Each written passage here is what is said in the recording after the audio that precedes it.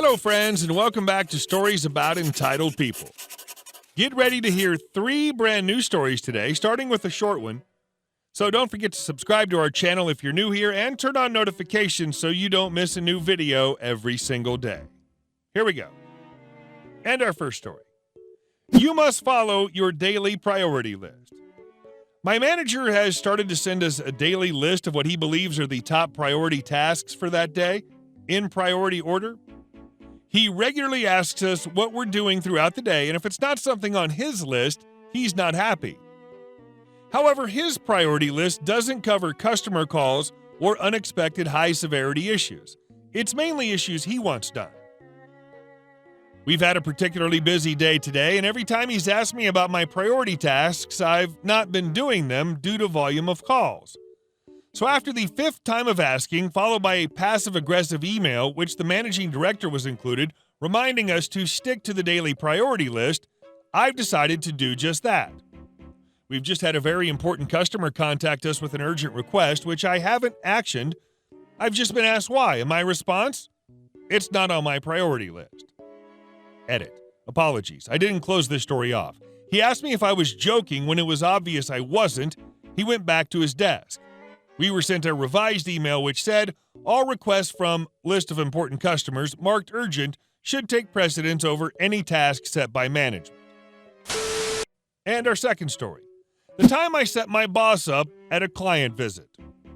I work in support, and we often see sales teams and professional service teams swan out and fly around the world for client meetings, and I have to admit we get a little jealous. It all seems very glamorous and cool. Anyway, so I was dealing with one of our biggest customers. Their issues spanned several tickets, and I was working hard with them to resolve their issues. Their relationship was fantastic. They were taking on my advice, and everything was gravy. And then during one call, their staff member said, "We're doing a large-scale test of your platform next week. Could you please come to our office and provide on-site support and advice?" This was awesome. It was a dream to go to the client's office and work with them. They're a global company with a rodent mascot. I was so excited to sit down with them on site and work with them on something important. I got off the phone and told my boss of this. My boss had no idea of the work that had been done. She'd seen the tickets but not paid any attention to them. She was not technical and was hired due to her managerial experience, which meant she delegated all of her tough work to me. "I don't think you should go. They would want a manager on site. I'm going." As you can imagine, this upset me to no end, and I tried to protest. I tried to explain the work I'd done leading up to this, but it fell on deaf ears. She was going, and that was that. A few days before the visit, I get a call from the client. "Are you still coming? We need to know for security. We're looking forward to finally putting a face to the name, etc." My boss was away from her desk. Me. "Oh, hi. No, unfortunately, I can't make it, but the business has decided instead to send one of their best technical minds in my absence. She's my boss, and what she doesn't know isn't worth knowing." And then I sat back and waited. My boss went to site, but because she didn't know how to connect to our VPN, she had no access to any business resources. She couldn't answer any of their questions, and I set up calls in my diary throughout the day with other customers so she couldn't contact me. It was glorious. The next day, she rolled into work and said she never wanted to go back and that it was actual hell on earth. It didn't stop her delegating crap work my way or taking credit for things I'd done, but it was a battle I felt I'd won. And our last story. Screw me? Screw you. I want my money. About 30 years ago, I was offered an opportunity to be a pizza chef. Awesome. I'd need money for university, and I'd already had a stack of jobs, so working hard was nothing new for me, but being a cook certainly was. My experience with Italian was limited to Pizza Hut, so I accepted that at the start I was a liability, not a help. I started work, and to start with I worked free. Cool. But when I got to the point about 3 months later that I was opening up by myself and taking whole shifts by myself, well, I should be paid. I screwed up all of my courage and confronted the owner. Let's call him Nick. He huffed and puffed and tried to tell me how terrible I was, but I stood my ground, and now I'm on minimum wage. Not bad in my eyes at the time.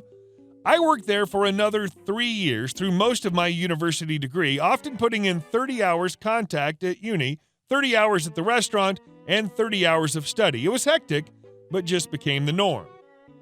Towards the end, I became a lot more savvy and started researching labor laws, keeping records of my pay packets and end-of-year tax receipts, and realized Nick and other co-owners were screwing me.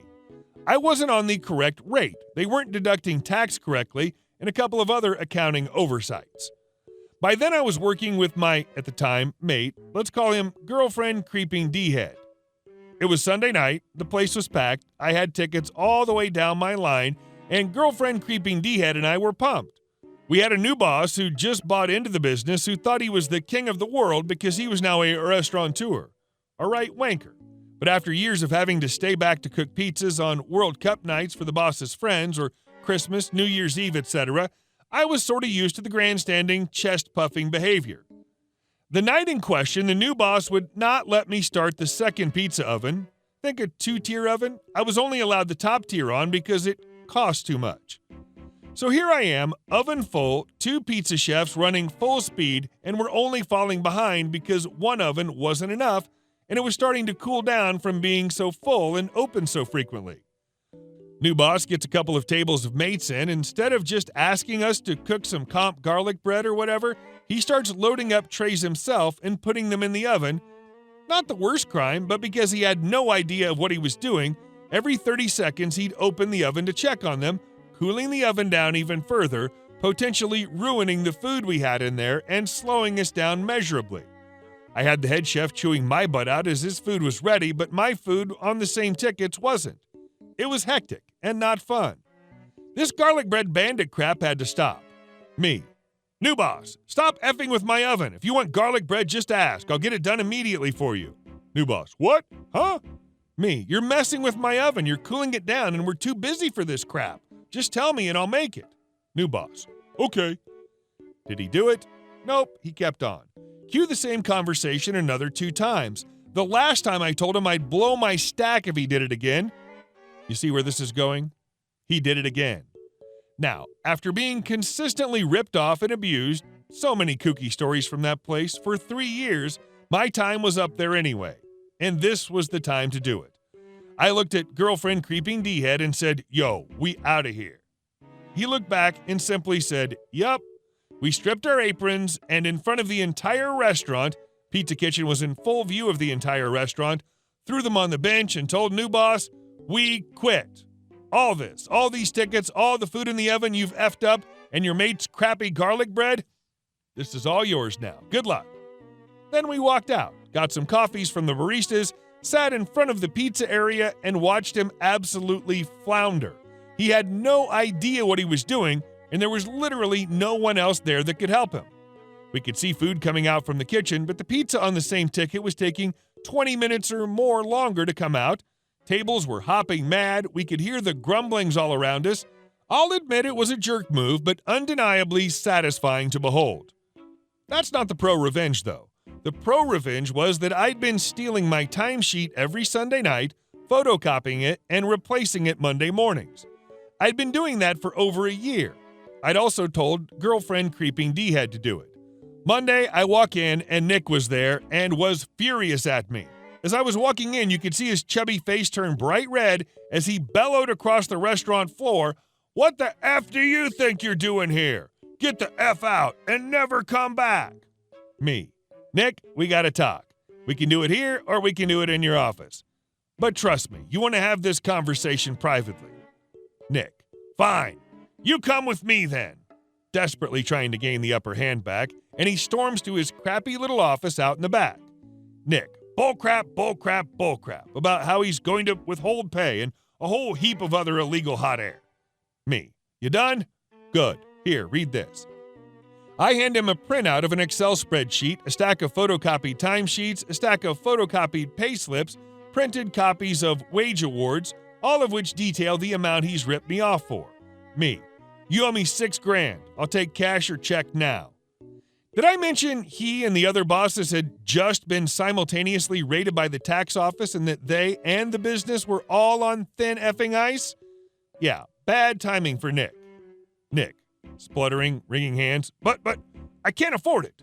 Look, I'll show you my bank accounts as he physically starts scrambling to find his bank statements.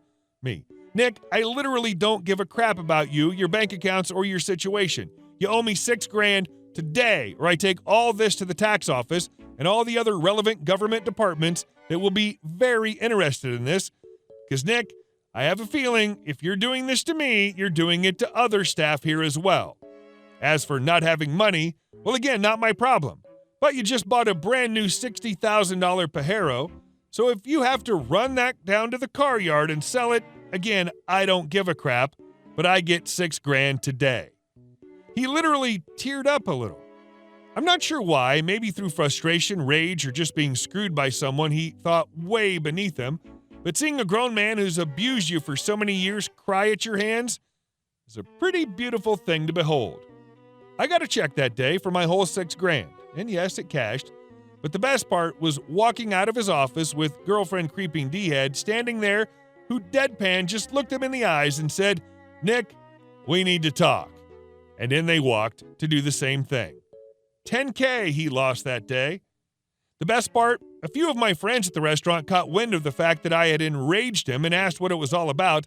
I let them know how they were being screwed, how to take copies of all their timesheets, and where to find the relevant laws. I know of several other people who did the same thing to him. And that was how I left the hospitality industry and started working in my field of study, never to look back. Hey guys, thank you all for watching the video.